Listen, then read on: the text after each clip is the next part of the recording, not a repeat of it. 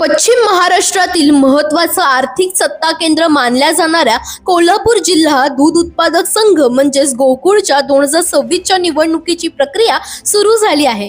विद्यमान संचालकांची मुदत 4 मे 2026 रोजी संपत आहे। हीच तारीख अहर्ता तारीख मानण्यात आली, म्हणजेच 4 मे 2023 पूर्वी सभासद झालेल्या संस्थांनाच मतदानाचा अधिकार असणार आहे। विभागीय उपनिबंधक राजकुमार पाटील यांनी 2 मार्च पर्यंत पात्र संस्थांची जाहीर करण्याचे आदेश दिले आहेत। 9 मार्च पासून ठराव संकलन प्रक्रिया सुरू होणार असून 15 दिवसात हरकती घेऊन अंतिम मतदार यादी जाहीर केली जाईल। त्यानंतर महिनाभरात निवडणूक कार्यक्रम घोषित होणार आहे। मागील निवडणुकीत 3656 सभासदांनी मतदान केलं होतं, मात्र यंदा तब्बल 5450 सभासद मतदानासाठी पात्र ठरणार आहेत। म्हणजेच 5 वर्षात 1854 नवीन सभासदांची भर पडली आहे।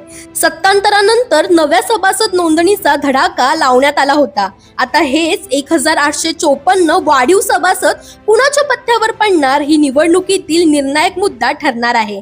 तालुका निहाय पाहिल्यास करवीरमध्ये सर्वाधिक 868 सभासद आहेत, तर गगनबावड्यात सर्वात कमी 132, राधानगरी 703, कागल 622, भुदरगड 598, पन्हाळा 519, शाहूवाडी 452, चंदगड 426, गडहिंग्लज 402, आजरा 308, शिरोळ 274 आणि हातकणंगले 168 इतकी संख्या आहे। आता वाढलेले 1854 मतदार गोकुळमध्ये सत्तेचा समतोल बदलणार का याकडे संपूर्ण जिल्ह्याचं लक्ष लागलं आहे।